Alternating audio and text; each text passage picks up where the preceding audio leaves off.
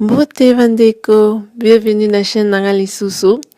Lelo nayeli bino video sur masque ya suki. Donc lelo naosala masque moko ya kitoko vraiment. Soko tia na suki omona vraiment différence. Ba ingrédient pe ya pasi te, ba ingrédient oyo mutu nyonso akoki kozwa yango, mutu nyonso akoki kosomba yango. Donc bolanda malamu. Oyo eza ba produit ozala nango posa. L'huile d'olive, banane, mix nanga ya l'huile, maki, na po epai okosangisa masque, sima na passoire.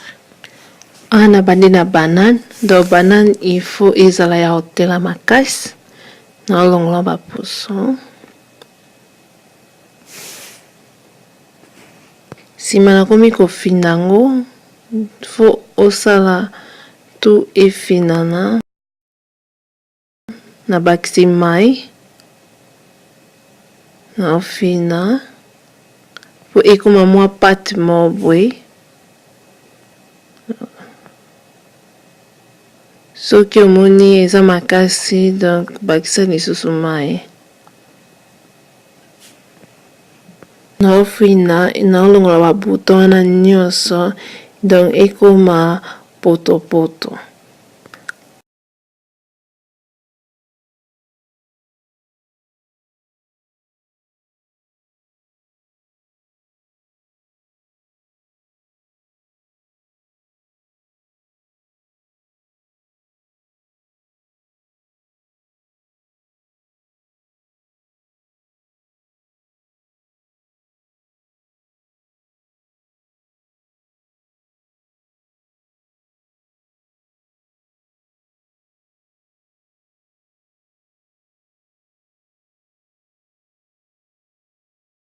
Awa naolekisa na passoire.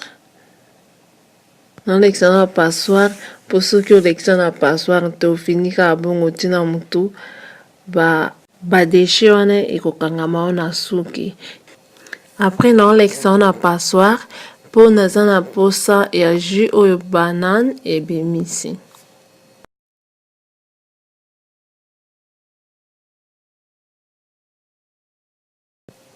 Après wana opasoli mak naotiango na boîte mosusu po mak eza na bakole moko boye, il faut oluka kolongola yango po soki otiki yango ekokangama na suki. Yango bomoni natiango na bokale mosusu po nalongola yango, nalongola bakole.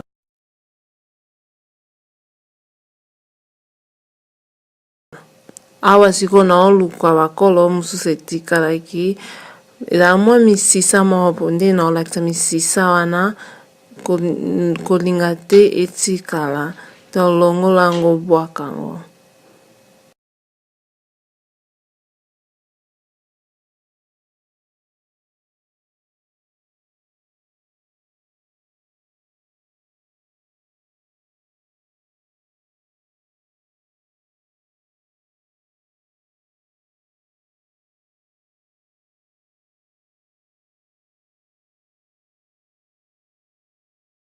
Ana overifier donc soki misisa yango eza kaka.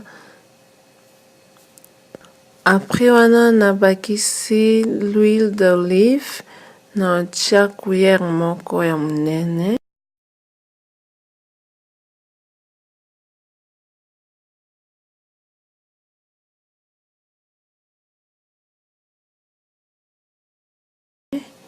Sima nabakisi mix nanga ya ba huile yango pe cuillère moko, lutu moko ya monene. Na sangisi sikoyo mix. Yango misisa yango pe esila te namoni so misisa na longoli yango. Donc il faut osala très attention oluka kolongola misisa wana nyonso po ekangama na suki te. So ekangami na suki kosokola suki ezala ngambo.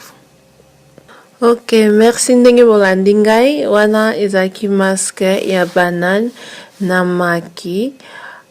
Na video oyo ezoya na kolakisa bino ndenge nini na ko aplike yango na kotia yango na suki na ngai. Wana tokutani lisusu na video oyo ekolanda. Merci ndenge olandi ngai. Bye bye.